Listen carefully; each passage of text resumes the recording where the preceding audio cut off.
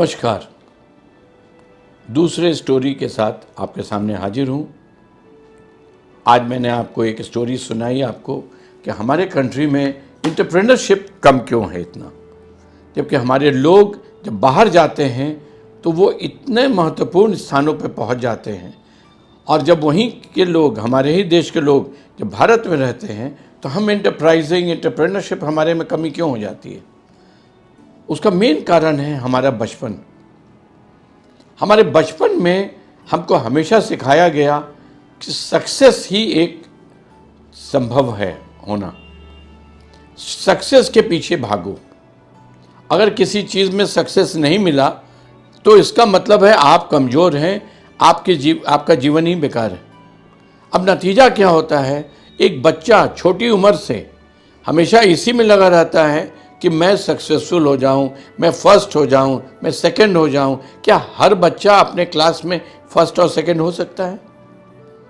एक बात। दूसरी बात, अगर मैं मान लीजिए कि पढ़ाई में बहुत सक्सेसफुल नहीं हो सकता हूं, हो सकता है मेरे अंदर तबला में गुण हो, तबला बजाने का गुण हो। अगर मुझे तबला सिखाया जाए या मैं खुद जाऊं तबला सीखने तो शायद मैं तबला में बहुत नाम कमा सकता हूं, मैं दूसरा जाकिर हुसैन बन सकता हूं। तो क्या है ना कि हमको एक फिक्स्ड माइंड से काम करने की आदत पड़ जाती है, और उसके लिए जिम्मेवार कहीं ना कहीं हमारा इमीडिएट फैमिली और हमारे समाज के लोग हैं, जो कहते हैं कि सक्सेस ही एक मापदंड है, सक्सेस ही मापदंड है आपके जीवन का। जबकि सक्सेस किस तरीके से हम हुए हैं ये कहना बहुत मुश्किल है। हर व्यक्ति, कोई लॉयर है बहुत सक्सेसफुल, कोई इंजीनियर है बहुत सक्सेसफुल, कोई बिजनेसमैन है बहुत सक्सेसफुल, लेकिन ये कहना कि एक ही मापदंड है, आप कॉलेज में फर्स्ट होंगे तभी आप सक्सेसफुल कहलाएंगे, ये मेरे हिसाब से तो गलत है। अब मैं इसके लिए जिम्मेवार परिवार को भी मानता हूँ।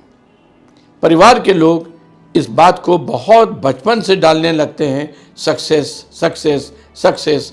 दूसरा, अगर कोई कमज़ोर है परिवार में तो उसको मजाक उड़ाते हैं कि तुम देखो तुम्हारे सामने वो कितना सक्सेसफुल है। अब ये भी एक परेशानी है, कंपैरिजन। हम अपने बच्चों में बचपन से एक कंपैरिजन करने लगते हैं। नतीजा क्या होता है कि हमारे बच्चे जो थोड़ा भी कमज़ोर हैं तो वो सोचते हैं कि हम तो होंगे ही नहीं सक्सेस, क्योंकि वो व्यक्ति जिससे मुझे कंपेयर किया जा रहा है वो तो बहुत सक्सेसफुल है। और इस भावना से, इस एक तरह की हीन भावना हमारे अंदर बचपन से शुरू होती है, और उसके लिए धीरे धीरे धीरे धीरे हम समझ ही नहीं पाते हैं कि ये हीन भावना हमारे अंदर क्यों आ गई। जरा सा कोई ऊंचा बोलता है, जरा सा कोई बढ़ के आगे बोलता है, हम सिकुड़ जाते हैं। ये सिकुड़ने की आदत कहाँ से आती है? हमारी अंदर की हीन भावना से आती है। जरा सा कोई मजाक में हंस देता है, हम समझते हैं हम सिकुड़ गए। क्यों सिकुड़ जाते हैं?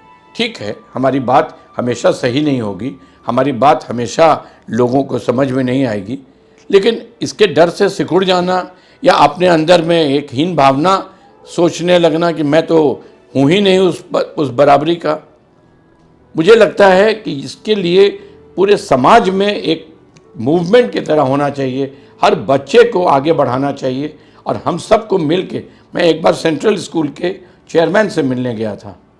मैंने उनके क्लास में बोला, उनके क्लास के बारे में अपना वक्तव्य दिया। मैंने कहा कि जो बच्चे अच्छा करते हैं आपकी टीचर्स उनको आगे बैठाती हैं, और जो बच्चे थोड़ा कमज़ोर होते हैं उनको टीचर्स पक्षपात करके पीछे बैठाते हैं। अब आप बताइए, एक ही क्लास में दो वर्ग बना दिया ना आपने। वो जो पीछे बैठे बच्चे हैं वो आगे कैसे आएंगे? उनके ऊपर तो खास ध्यान दिया जाना चाहिए ना स्कूल में, लेकिन स्कूल में ध्यान नहीं दिया जाता है।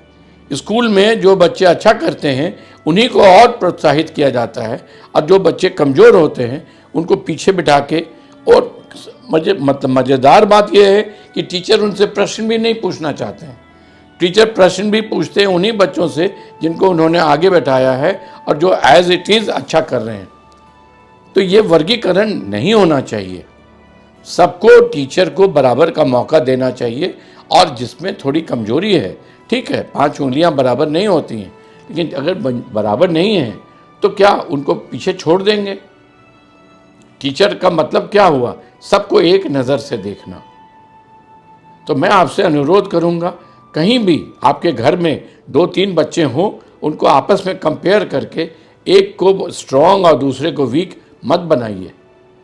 उससे आप उस बच्चे का बहुत लंबे तरीके से नुकसान कर रहे हैं।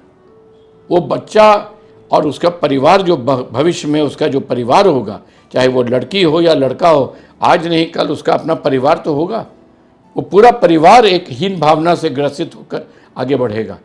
ये बिल्कुल बहुत गलत बात है। इसके बारे में हमारे समाज को ध्यान देना चाहिए।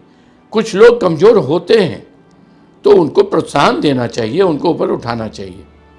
अगर मेरे पॉडकास्ट के थ्रू आपको ये बात समझ में आई तो आपका बहुत धन्यवाद। नहीं समझ में आई तो दोबारा देखिएगा पॉडकास्ट।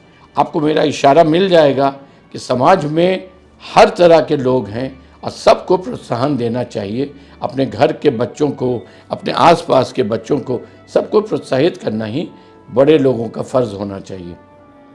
अगर आपको मेरी बात समझ में आई तो इसको शेयर कीजिएगा, औरों से बताइएगा, औरों को बोलिएगा सुनेंगे, और उनको और कमेंट करिए ना।